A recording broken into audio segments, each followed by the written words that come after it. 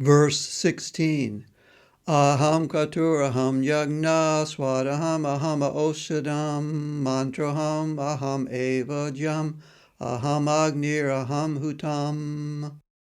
I am the ritual, I am the sacrifice, I am the offering, I am the sacred herbs, I am the mantra, and I am the clarified butter. I am the sacred fire, and I am the act of offering. Verse 17. Pitaham asya jagato matadatta pitamaha vejam pavitram omkara riksama yajur evacha. I am both the father and the mother of the universe.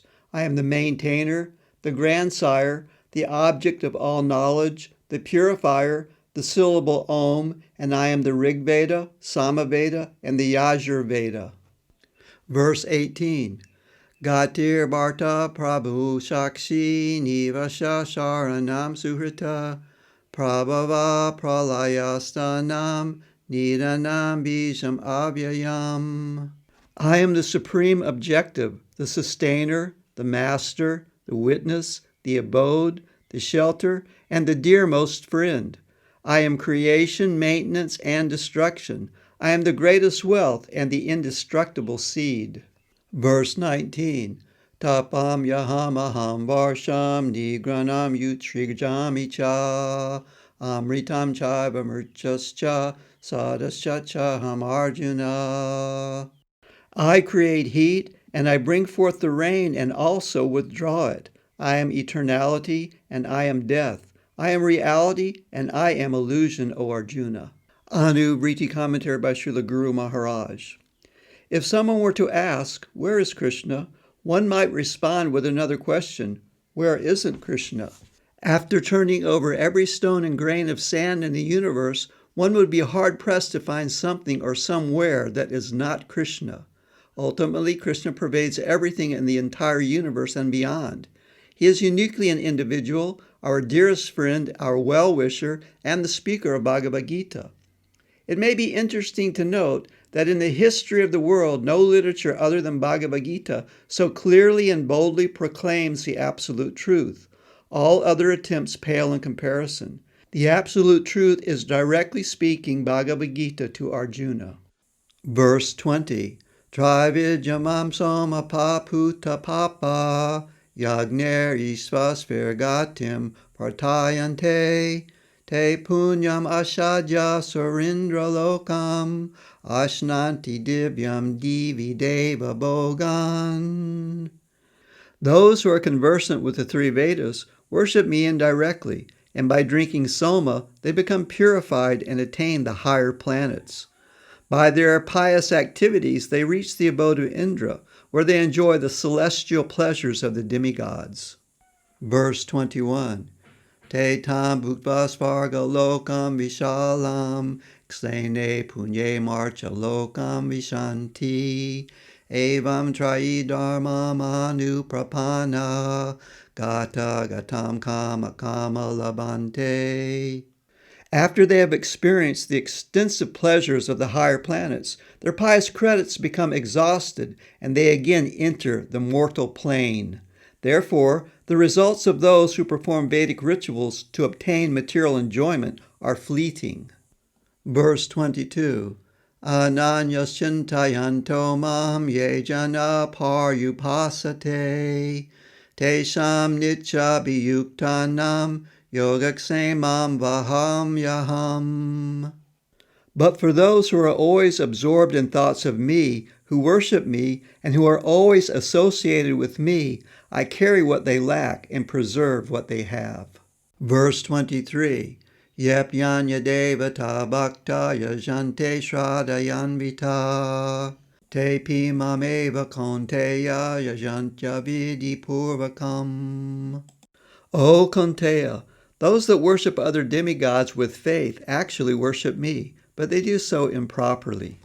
Anuvritti commentary by Srila Guru Maharaj. Sri Krishna has mentioned those that drink soma. In ancient times, some 10,000 years ago, soma was a celestial elixir taken by the performers of certain Vedic rituals that was meant to elevate one to higher planets. Soma was not simply an intoxicant as some readers of the Bhagavad Gita have surmised. Only those fully conversant in the three Vedas who were expert in performing Vedic rituals were allowed to drink soma. Due to the passage of time, we do not know exactly how soma was made, but we do know that it was an elixir and not simply an intoxicant like wine, whiskey, or ganja.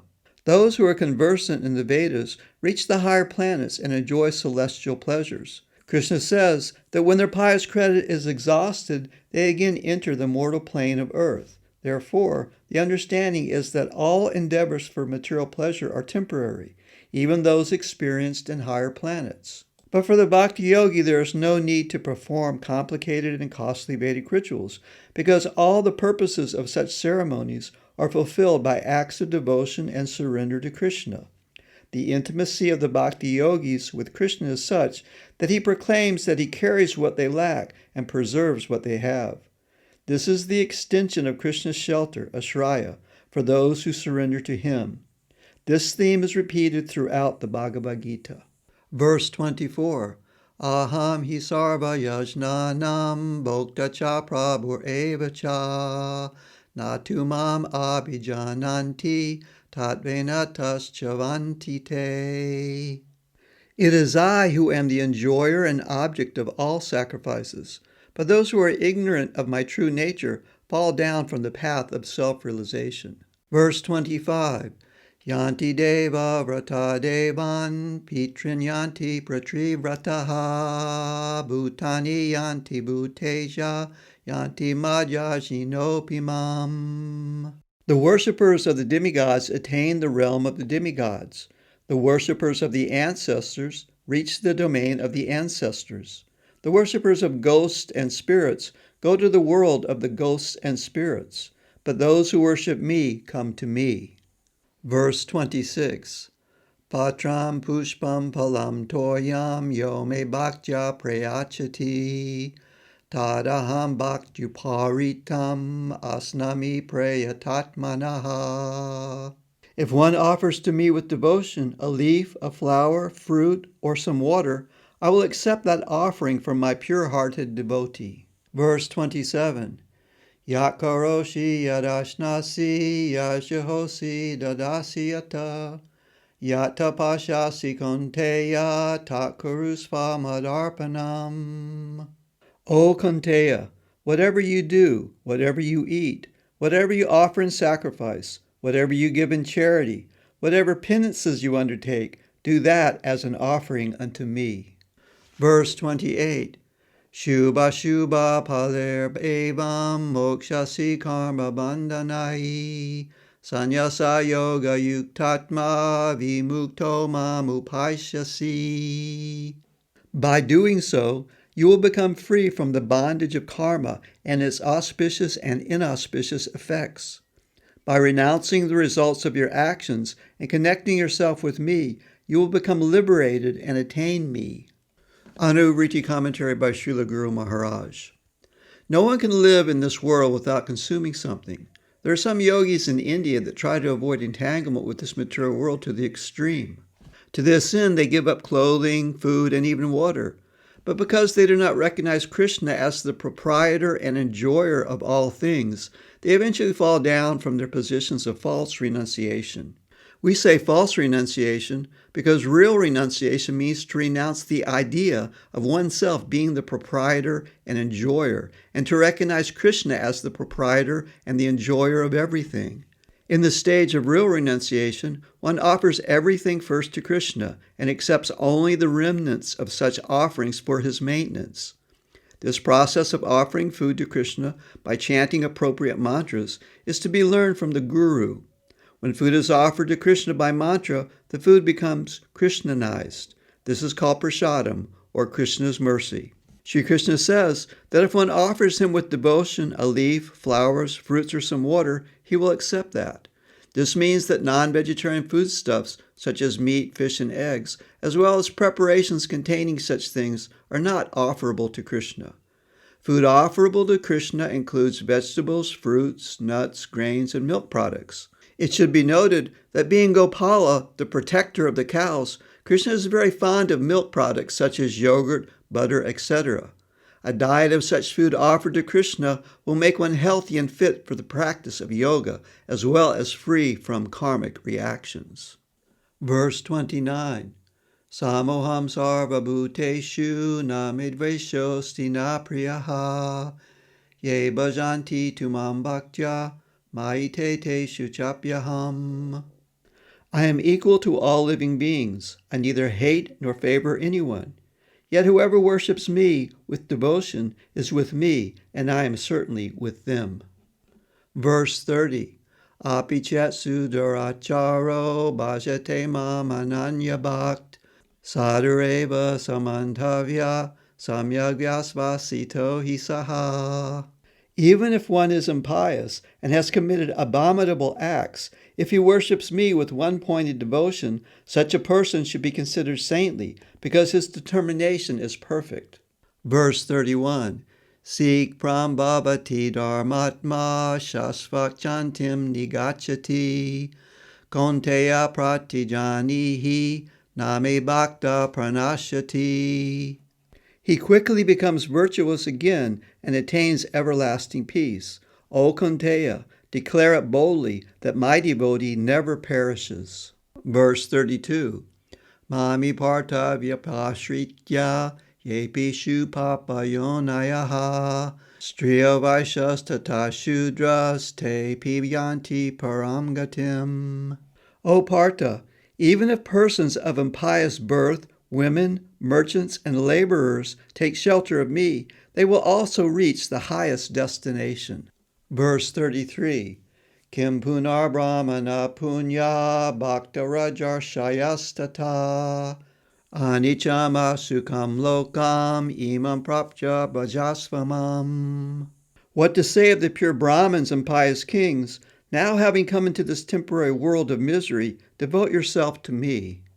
Verse 34. Madmana bhava madbhakto madyashi mam namaskuru mami vaishasik yukvaivam atmanam matparayanaha. Always think of me. Be my devotee. Worship me. Offer your respects unto me. In this way, by dedicating yourself to me and surrendering to me, you will come to me. Anuvritti commentary by Srila Guru Maharaj. It is important to note here that Sri Krishna says that he is equal to all living beings. That is to say, that Krishna has no chosen people. Everyone is equal in his eyes as his eternal parts and parcels. Krishna does not arbitrarily cause one person to enjoy life and another to suffer. Enjoyment and suffering are the results of one's own pious or impious activities in this life and in past lives. When one approaches Krishna, he reciprocates directly with that person. One does not have to be born in a particular country, family, religion, caste, gender, or race to approach Krishna. Nor is one first required to perform certain pious activities, such as penances or charity, before one can approach him.